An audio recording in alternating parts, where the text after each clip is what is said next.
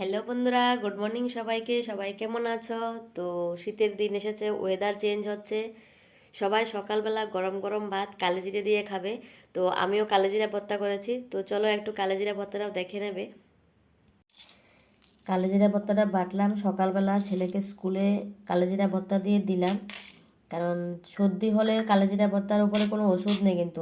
আর doctor দেখালে তো অনেক ওষুধ, সবাই ওষুধ খেতেও চায় না। যদি ঘরে এসব জিনিস দিয়ে তুমি সর্দি দূর করতে পারো তাহলে কি দরকার শুধু শুধু মেডিসিন খেয়ে ডাক্তারকে অনেকগুলো টাকা দিয়ে।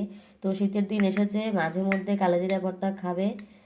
তো ছেলেকে আজকে স্কুলে কালোজিরা ভর্তা দিলাম। সবাই বাড়িতে সকালবেলা গরম গরম ভাত যদি কালোজিরা ভর্তা দিয়ে খাও তাহলে মনে হয় না শীতের ভিতরে সর্দি নিয়ে প্রবলেম হবে। এছাড়া কালোজিরা ভর্তা কিন্তু অনেক রোগেরই উপকার, বিশেষ করে পাইলসের তো খুব উপকার। সকালবেলা যদি কালোজিরা ভর্তা দিয়ে যদি তোমরা গরম ভাত খেতে পারো তাহলে কিন্তু ফাইলস যাদের আছে, যাদের ফাইলসের প্রবলেমে ভুগছো তারা কিন্তু খুব উপকার পাবে।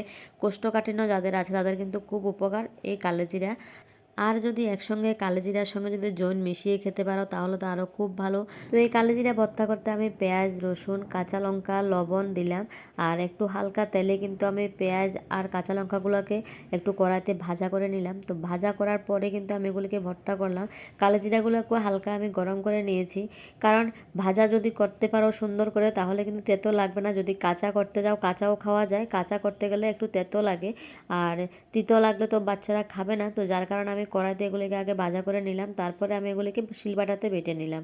তো তোমরা কে কে শীতের দিনে এরকম তোমরা ভর্তা পছন্দ করো অবশ্যই তোমরা কমেন্টে জানাবে, কারণ অনেক রকমের ভর্তা আমরা প্রায় সময় ঘরে বানিয়ে থাকি। আর সব কিছু তোমাদের মাঝে শেয়ার করি না, কারণ সবাই ঘরে কম বেশি বানায়। তো কে কে ভর্তা পছন্দ করো অবশ্যই কমেন্টে জানাবে। আর কালোজিরা ভর্তাকে কীভাবে খাও তোমরা অবশ্যই কমেন্টে জানাবে। আমি কিন্তু আগে এগুলিকে কড়াইতে হালকা গরম করে নিয়ে কিন্তু আমি শিলবাটাতে বেটে নিয়েছি। অনেকে কিন্তু কাঁচাও কালোজিরা ভর্তা করে। আর অনেকে জানো যারা ডেলিভারি রুগী তারা তো খায়ই কালোজিরা। আর এদিকে নিয়ে এসেছে অনেকগুলা মাছ। আর সকালবেলা যখন মাছ নিয়ে আসে সত্যি মাছ কাটতে তো ঠান্ডার ভিতরে অনেকটা কষ্ট হয়, অনেকে কিন্তু ছোটো মাছ কাটতেও চায় না। যাই হোক আমি বসলাম ছোটো মাছ নিয়ে। আর ছোটো মাছ কাটতে আমার কাছে অত বিরক্তি লাগে না, কিন্তু কাটতে ভালোই লাগে। কিন্তু অনেকটা টাইম লাগে। শীতের দিনে যে ঠান্ডার ভিতরে কাটবো এটাই তো সহ্য হচ্ছে না, কারণ শীতের ভিতরে ঠান্ডার ভিতরে মাছ কাটা মানে তো অনেকটা মুশকিল ব্যাপার। আর মাছ কাটতে গেলে অনেকটা টাইম লাগে। তো শীতের ভিতরে হাতগুলা অনেকটা ঠান্ডার কারণে অনেকটা প্রবলেম হয়ে যায়, যার কারণে একটু প্রবলেম হয়। আর কিছু না, কিন্তু মাছ কেটে কিন্তু যদি রান্না করা হয় কিন্তু খেতে কিন্তু খুব দারুণ, কিন্তু একটু ধৈর্য ধরে কাটতে হবে। তারপরে আমি বসে গেলাম আমাদের পাশের ঘরের একটা মাসিমণির একটা ব্লাউজ নিয়ে টেলারিং করতে। আর আমি টেলারিংয়ের কাজ করি বলে এনে দিয়েছিল একটু ব্লাউজটাকে সিলাই করার জন্য। তো ব্লাউজটা সিলাই করতে বসে গেলাম। তো এভাবে সারাটা দিন কেটে যায়। তোমাদের সারাটা দিন কিভাবে কাটে তোমরা অবশ্যই কমেন্টে জানাবে। ঘরের হাউস ওয়াইফের অনেক রকমেরই কাজ থাকে। যাই হোক পুরুষদের একটু হেল্প করার জন্য সব নারীরাই কম বেশি টুকটাক ঘরে কাজ করে থাকো, আমিও করি।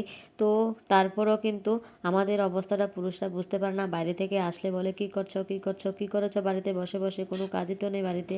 তারপরে রান্নার পরে বাসন ধোয়া, কাপড় গোছানো, তারপরে ঘর পরিষ্কার করা, আবার ছেলেকে একটু টাইম দেওয়া, ছেলে স্কুল থেকে আসলে ওকে খাবার দেওয়া।